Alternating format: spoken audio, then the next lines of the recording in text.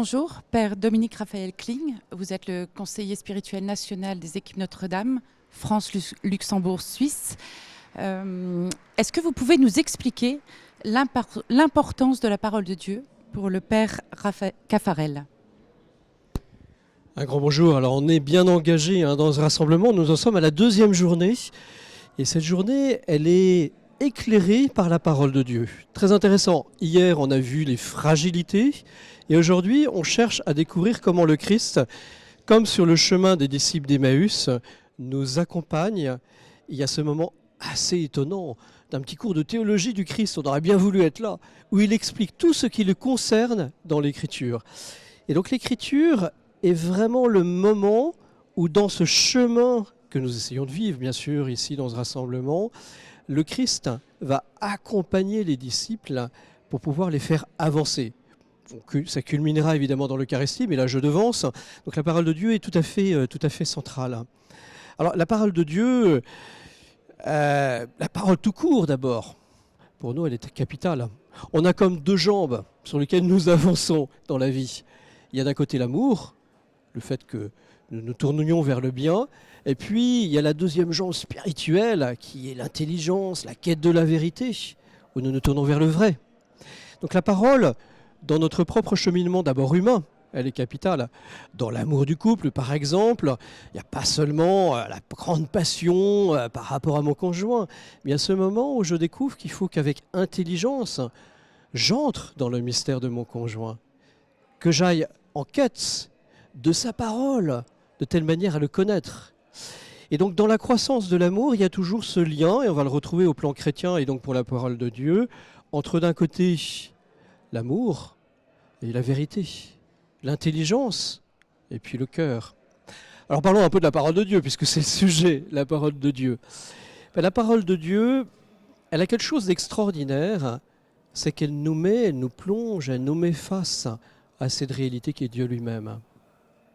La parole de Dieu, la parole que nous trouvons dans l'Écriture, accueillie par la tradition, enveloppée de la tradition, elle nous aide à plonger dans cette intimité avec le Seigneur.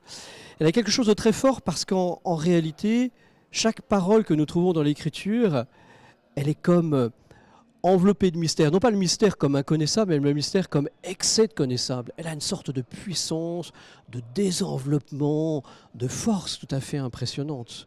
Et donc la parole de Dieu dans notre vie chrétienne, c'est le grand moyen par lequel nous entrons vraiment en intimité avec le Seigneur. On râle souvent par rapport à Dieu.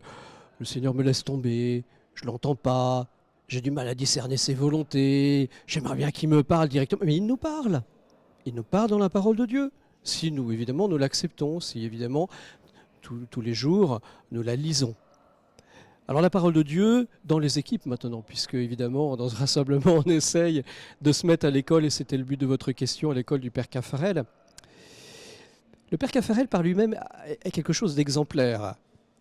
La parole de Dieu, pour lui, ça va être le grand moyen de répondre, d'approfondir la volonté de Dieu. Imaginez, il se retrouve dans les années 40 avec ces couples qui viennent le trouver. Situation absolument inédite, il n'y a pas de pastoral à l'époque dédié particulièrement sur le couple.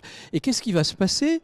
C'est que les petits groupes qu'il va fonder vont littéralement envahir le monde. Dès les années 50, déjà au Brésil, il y a des équipes Notre-Dame. En fait, il n'a pas de texte, il a très peu d'éléments qui vont lui permettre de réussir à comprendre comment m'accueillir cette dimension de cette dynamique extraordinaire. Alors qu'est-ce qu'il va faire? Il va lire la parole. Il va plonger dans la parole de Dieu, dans la tradition, pour essayer, au cœur de cette parole, écouter ce que Dieu attend pour ces couples. Et donc dans sa propre expérience, ce qui est assez fascinant, c'est qu'en l'absence de repères, de structures, d'initiatives comparables, il va plonger dans la parole de Dieu, il va la prier, il va se mettre à l'écoute de la parole de Dieu pour progressivement entendre ce que le Seigneur va lui souffler pour les équipes. Et souvent pour le Père Caffarel, c'est d'abord dans une expérience personnelle qui va fonder les grands, ce qu'on appelle les PCE, les points concrets d'effort pour le couple. Sa vie d'oraison, l'importance de l'oraison pour le couple.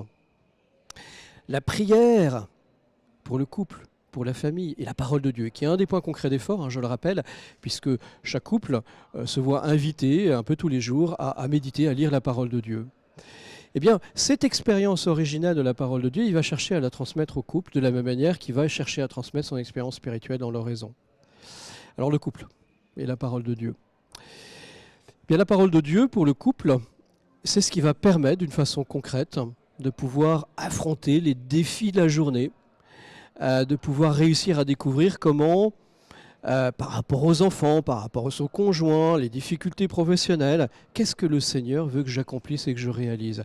Le but, c'est la sainteté, c'est la perfection de l'amour. Et comment est-ce que j'y arrive? Bien, c'est en me laissant conduire pas après pas, jour après jour. Le Père Caffarel aime bien parler de sainteté dans l'ordinaire de la vie, non pas l'extraordinaire, de miracles, de choses extraordinaires, mais dans la sainteté, dans les petits gestes d'ordinaire. Et c'est la parole de Dieu, en l'écoutant, qui va être une des clés pour le couple, pour avancer. Merci Père. Alors une autre question. Le Père Caffarel avait l'habitude de dire « cherchons ensemble ». Que voulait-il dire par cette question, enfin cette affirmation plutôt, cherchons ensemble?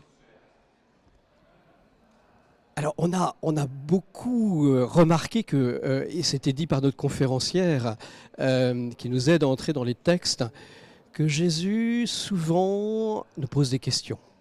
Dans notre vie quotidienne, il nous pose des questions. On a remarqué plus de 220 questions dans l'Évangile. Au fond, on a comme l'écho de ça dans cette petite parole « cherchons ensemble ».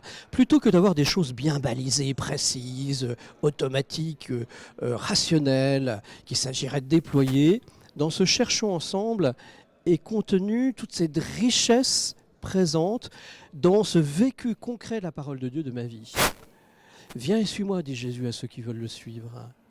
C'est-à-dire qu'on n'a pas de voie prédéterminée, mais on a à découvrir progressivement en cherchant la volonté de Dieu.